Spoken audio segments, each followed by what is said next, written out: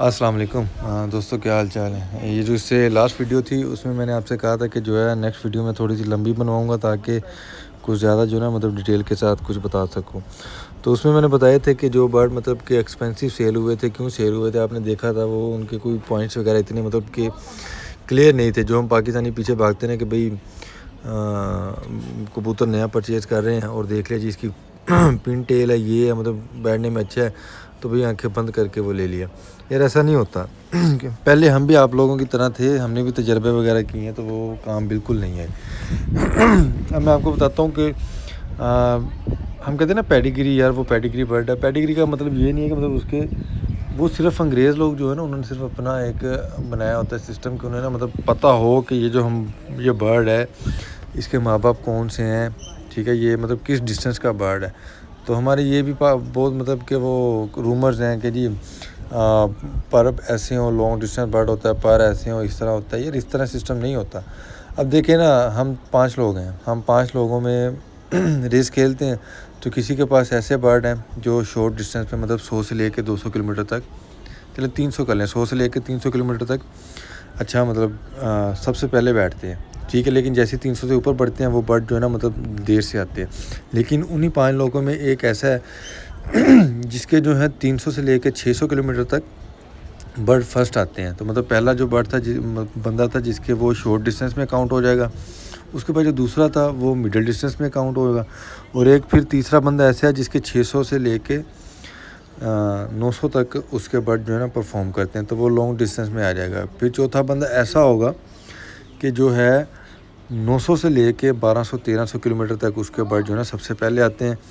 मतलब हर साल रूटीन वो बना लेगा ना, अगर उसके पास पैरों मतलब वो आ जाएगा एक्सट्रीम लॉन्ग डिस्टेंस में। और पांचवा बंदा ऐसा होगा जिसके पास ऐसे बर्ड हैं जो लॉन्ग डिस्टेंस में भी पहले आते हैं और मिडिल डिस्टेंस में भी पहले आते हैं, ठीक है। अब आपने सिर्फ ये एक ना समझना है कि लॉन्ग डिस्टेंस शॉर्ट डिस्टेंस जो हम लोग कहते हैं ना वो किस तरह होते हैं। बाहर जो कई कहते हैं जी वो बुशार्ट के जो है ना स्प्रिंटर बर्ड्स हैं, किटल के स्प्रिंटर बर्ड। यार ये इन्होंने मतलब एक नाम रखा हुआ है। जैसे अब मेरा कबूतर आएगा ना सबसे पहले रेस में, मैं उसको कोई भी नाम दे दूंगा। सपोज जैसे मैं पाकिस्तानी में समझाता हूँ कि बहादुर नाम रख दिया जी। अब जब भी किसी को पट्ठा या कोई वो देंगे ना, उसे क्या कहेंगे, भाई ये बहादुर की लाइन में से है। मतलब इस तरह उन्होंने किटल, बुशार्ट, ये लियो हरमन्स हो गए, मतलब ये इस तरह उन्होंने सिर्फ नाम रखे हुए हैं। लेकिन अब जो बंदा 100 किलोमीटर से लेकर 300 किलोमीटर तक उसकी अच्छी पोजीशन थी ना, वो बंदा मतलब उसे पता चल जाए कि भाई अगर मैं नया बंदा हूँ, छठा बंदा हूँ, अगर मैंने देखना है कि भाई मुझे किस तरह के बर्ड चाहिए, तो मैं देखूंगा कि यार वो जो पहला बंदा था उसके मतलब शॉर्ट के बर्ड ने, मैं एक पेयर उससे ले लूँगा, ठीक है। उसके बाद क्योंकि उसने सिर्फ शॉर्ट में परफॉर्म किया, बाकी रेसेस में उसने नहीं परफॉर्म किया। इसी तरह मैं जो है अगर मुझे मिडल के चाहिए, लॉन्ग के चाहिए, मैं फिर उस कैटेगरी बंदे के पास जाऊंगा। अब कोई नाम रख देते हैं भाई, जो ए पहला बर्ड था मतलब शॉर्ट वाले का नाम जो उसकी लाइन है वो ए लाइन है, ठीक है, मिडल वाले की बी लाइन है। अब वो उसी लाइन से मशहूर हो जाएंगे। तो इसी तरह भाई वो टेस्ट करते हैं। ये नहीं है कि मतलब उन्होंने बर्ड के पारशर देखे, वो देखे और मतलब उन्होंने बता दिया कि लॉन्ग डिस्टेंस का मिडिल डिस्टेंस का, ऐसा बिल्कुल नहीं होता भाई। उन्होंने उनके जो मतलब उनको ये शौक़ उनको विरासत में मिले होते हैं, ठीक है, उन चेक किए होते हैं उन्होंने, बार बार प्रैक्टिस करवा के, बार बार मतलब उन्होंने रेसेस करवा के। तो इस वजह से जो है ना मतलब वो अपना डिस्टेंस जो है उनको पता चल जाता है कि भाई हमारे पास जो ब्लड लाइन है ना वो कहाँ तक खेलनी है। तो ये नहीं होता। अभी दूसरी बात ये जो मेन है, ये तो पहली होगी ना कि मतलब जो लॉन्ग डिस्टेंस मिडिल डिस्टेंस कैसे आपने वो करना है वेरीफाई। और दूसरा जो हो गया कि बर्ड को जो है ना उसकी ब्लड लाइन के हिसाब से देखना है। आपने देखना है कि भाई जो सपोज़ मेरे पास एक बर्ड है, मैंने रेस में खिलाए, उन्होंने मतलब फर्स्ट पोजीशन वगैरह ली, मेल और फीमेल मैंने ना वो पेयर कर दिए।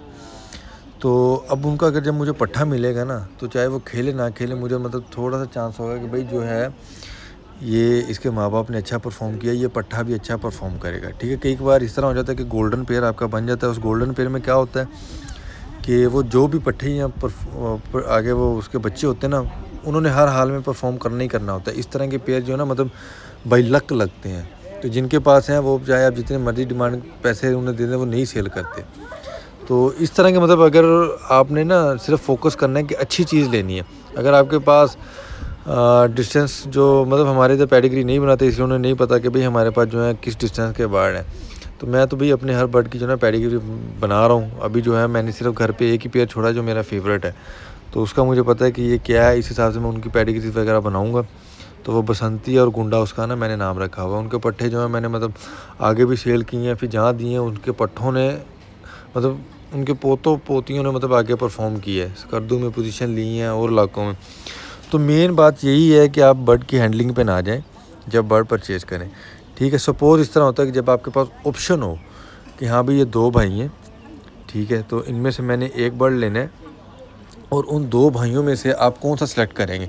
तो फिर बंदा जब मैं ना मतलब वो देखता है कि यार मतलब कि इसकी आई साइन अच्छा है, इसके जो है मतलब परशार अच्छे हैं, इसकी टेल जो है पिन टेल है।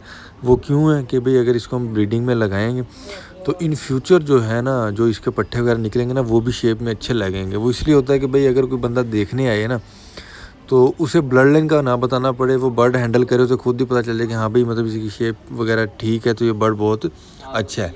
लेकिन जब परफॉर्मेंस पे बात आती है ना तो यकीन करें कि अल्लाह करे कि सबके बर्ड मतलब वापस आएँ, लेकिन आप नोट कीजिएगा जो आपको पसंद होते हैं ना, हम लोग जो है ना वही मतलब बर्ड देखेगा वही ना मोस्टली जो ना टॉसिंग में वही ज़ाया होते हैं, एंड में वही बचते हैं जो मतलब बिल्कुल पसंद नहीं होते। इस तरह उनकी क्या वजह होती है कि हम लोग जब लेते हैं ना, क्योंकि कुछ होती है क्रॉसिंग में होता है, कुछ इस हिसाब से होता है। लेकिन जब भी आपने बर्ड लेना है ना, किसी से भी लेना है तो किसी अनजान बंदे से ना लें जिसका मतलब आपको पता नहीं है कि वो डिस्टेंस मतलब वो रेसेस खेलता है नहीं खेलता, उसकी ओवरऑल परफॉर्मेंस क्या है। अब देखें एक बंदा है उसके मतलब वो खुद जो है रेसेस में, अगर उसके शहर में रेसेस होती हैं तो वो खुद जो ना मतलब हर साल मतलब लास्ट में आता है। तो आपको क्या लगता है कि जब आप उसके घर की ब्लड लाइन देंगे तो वो आपके पास आके क्या अच्छा परफॉर्म करने लग जाएगी। ज़ाहिर सी बात है अगर उसके पास वो लास्ट में परफॉर्म करिए तो आपके पास उसमें भी आगे मतलब लास्ट में परफॉर्म होगी। इसी तरह पेडिग्री का हिसाब होता है जब प्योर बर्ड होता है ना, जैसे मेरे पास एक गोल्डन पेयर है, मान लेते हैं कि भाई उसके जो है ना पट्ठे जो भी मैं उड़ाता हूँ ना वो फर्स्ट आते हैं, ठीक है।